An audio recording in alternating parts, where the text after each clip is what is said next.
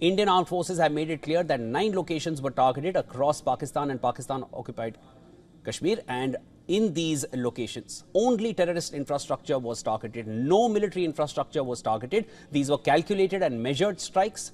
India is not looking for a war, which has been made clear by our leadership and the Indian armed forces. On the screen in front of you, you have the map of the locations where these strikes took place.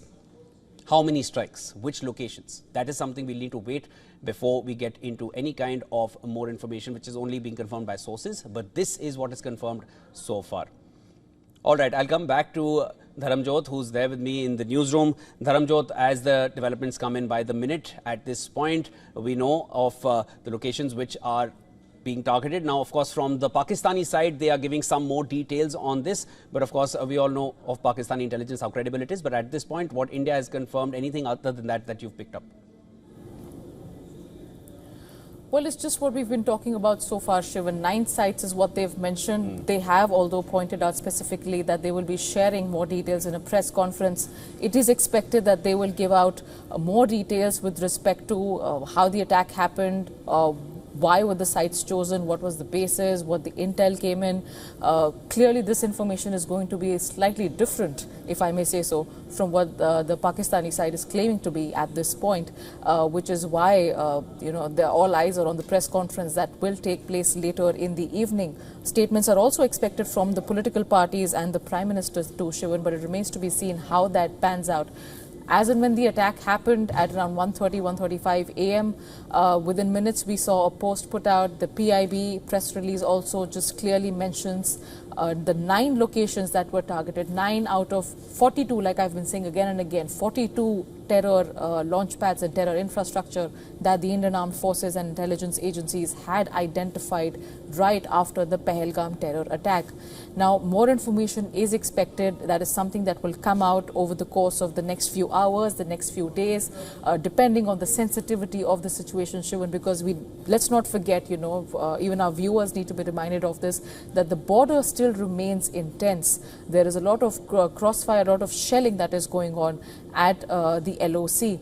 And then the situation has been intense for the past 2 weeks, but it has also been very, very intense and escalated in the past couple of hours.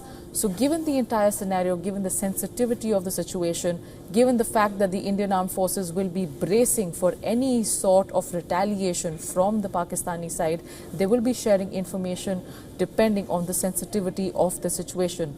However, there is a lot of preparedness, not just militarily, but also in terms of the civic situation. In the past few days, security officials have been briefing all the villages, all the civilians living near the India-Pakistan border in terms of how they should be prepared. In fact, I was speaking to some locals at the Rajasthan and the Punjab border that is shared with Pakistan, and how they were asked to stockpile 2 months of ration in their home and be prepared for any circumstance that may arise. So this was the briefing given to them last week, which is again a clear indication of the fact that the Indian armed forces were well prepared and had their plan in place to carry out this particular precision strike on terror targets in the middle of the night. How this pans out, again, a lot of these border villages, we'll be seeing that they'll be emptied. Civilians will be asked to push back and stay away from the border areas, because it is yet to be determined how the Pakistani side retaliates or reacts to this as the day further progresses, Shivan. Thanks, Dharam. I'll come back to you as the developments continue to pour in. I'll now cut across to our correspondent Idris Loan, who's there in Srinagar. Idris, as we've been discussing in the past as well, all the shelling which is taking place across the LOC, tensions have majorly escalated across LOC. Till now it was only small arms fire, but now that we know of Operation Sindoor as well, and on the same night, whether it happened before or whether it happened after, but as of now we know that today has been the 15th day since that Pahalgam terror attack, and while India was counting the days, the Indian armed forces were preparing where they're going to attack and who they're going to attack, and exactly like the Indian Prime Minister had mentioned, India is going to carry out the attack and give a befitting reply to those who carried out the Pahalgam terror attack and their backers. But as of now, staying in Srinagar at this point, you saw jets scrambling over you overhead, and you've also heard the shelling which is taking place. Give us more. You're very close to the border. What more have you picked up? Well, Shivan, at the moment, we're still hearing that there is continuous fighting going on at the line of control in the northern part of Kashmir, in Kupwara as well as in Baramulla district, while as there has been ceasefire violation from the Pakistani side in the Poonch and Rajouri belt, which was confirmed by the Indian Army, where we also heard that one lady has been critically injured during the crossfire, and she was shifted basically to a local hospital where her condition is said to be critical, while as there could be few more injuries to the civilian population, let me tell you, from because of the firing from the Pakistani side. On the other hand, if we talk about North Kashmir's Kupwara, Handwara, Baramulla district, people who are living very close to the LOC have been asked to move out, have been evacuated from the forward areas. They've been asked to move to the safer places. They've been also asked if there are some individual bunkers very close to their locations. They've been asked to shift into those because Pakistan has been continuously shooting and shelling towards the Indian side. We've seen also in the Jammu division there has been continuous firing from the Pakistani side, shelling going on, wherein on not only on the Indian armed forces or the Indian army post, but also on the civilian population, in which a few civilians have got injured. One lady critically injured, being treated at one of the hospitals very close to the Poonch area.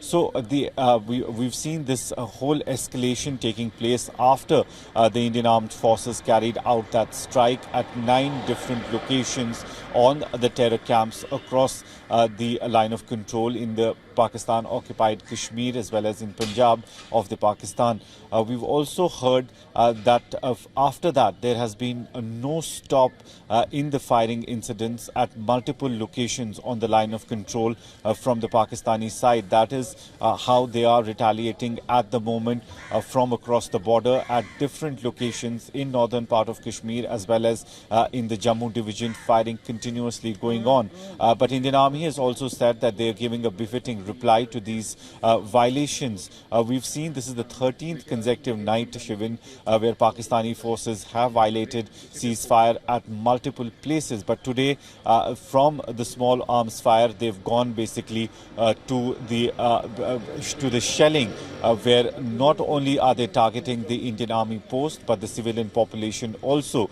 living close to the line of control. That is a big development, Idris, and a major escalation, because till now, till the ceasefire violations which Pakistan was doing on a daily basis for, of course, it has been known very clearly that Pakistan carries out these ceasefire violations as a cover to other terrorist factions to get inside to the Indian side of the border. But as of now, we've seen today, this is a major escalation because it's no longer small arms fire. The big guns are out, artillery fire is taking place, and even civilians have been injured, as you mentioned clearly. At this point, we've been tracking this for a couple of hours now. It's 5:10 a.m. Indian Standard Time, and the shelling, as you mentioned, is still carrying on. It has not ceased. Till now, we saw shelling taking place, not shelling taking place, small arms fire taking place for a brief period, and we would get news in the morning. That would be the news alert that ceasefire violation took place again in the wee hours of the night. But as you mentioned, it is still taking place. The big guns are out. Artillery fire is taking place, and it's being carried out from both sides. Even civilians have been injured so far. Is this taking face-to-face conflict turn? Is what it is becoming at this point after Operation Sindoor, which Indian armed forces have carried out? Well, absolutely, Shivan. It looks like that only. It seems to be the first reaction of the Pakistan Army to basically the precision attack that Indian armed forces carried out across various places in the Pakistan-occupied Kashmir and Pakistan. This seems to be the first reaction coming from the Pakistan Army, that they're violating ceasefire violation. They're violating ceasefire at multiple places across line of control in Kashmir division as well as in the Jammu division. We've seen not only are they targeting the Indian armed forces and the bunkers placed on the forward posts, but also the civilian population that lives very close to the line of control. We've seen that the Indian armed forces have evacuated people from the line of control who are living very close to the line of control during the night only after Pakistan started the ceasefire violation yet again on the 13th consecutive night. People have been moved to safer places, and also requested to move away on their own also to the safer places, and if there are individual bunkers in those places, they've been asked to shift to those areas as well. It seems that this is the first response from the Pakistan Army, not only targeting the military setups on the line of control, but also the civilian population, and that's one of the reasons people are moving out from those areas. Whether we'll have to wait and watch whether there would be much more escalation on the line of control and international border from the Pakistani army, but let me tell you that the Indian Army is all ready, is all set. They've been alert from the last 13 consecutive days on the line of control and international border. Both Indian Army border security forces who are deployed there are completely ready and are giving a befitting reply to the ceasefire violations that are being done by the Pakistan Army at multiple locations across the northern part of Kashmir as well as in the Jammu division. Idris, as you mentioned, the evacuations which are taking place for the civilians, they've been asked to leave those regions, and you listed out the regions as well. Where exactly are the evacuees being taken at this point? How far away from the valley are they being taken? If you can give us an understanding of that. Well, Shivan, during the night we were told that people were asked to go to the individual bunkers that are set up mostly in the areas which are close to the line of control, whether it's the Jammu division or the Kashmir division. We've seen in the past also, especially before 2021 when the ceasefire agreement was signed between the two countries. Before that, ceasefire violations were happening on a daily basis at that point of time also, and that's one of the reasons that the government were put in action, and they made the bunkers in these areas which are very close to the line of control. So the first reaction whenever there used to be ceasefire violation was for people living in those areas to move into those bunkers, and that's what we have heard this time also, that all the people who are very close to the line of control were asked to move into those bunkers first. And with the first light now, as it's morning, the first light is here, so people would be asked to move from those areas to the safer places. If we talk about Kupwara and Baramulla, they would be asked to move towards the town, especially which are further away from the line of control area. Security forces also in the Jammu division have done the same, because we've seen in the Jammu division not only the military setup or the bunkers in the forward post have been made target by the Pakistani army, but the civilian population is also being targeted there. That's one of the reasons we are seeing a few injuries to the locals, especially to the women in the area. One woman has been critically injured. She's been shifted to the hospital where her condition is said to be very, very critical. So, but the security forces on the line of control, on alert, they have two jobs. One, give a befitting reply to the Pakistan Army's ceasefire violations, and on the other hand, they also have to make sure that all the civilian population living close to the line of control and international border is safe, and they are moved to safer places as soon as possible.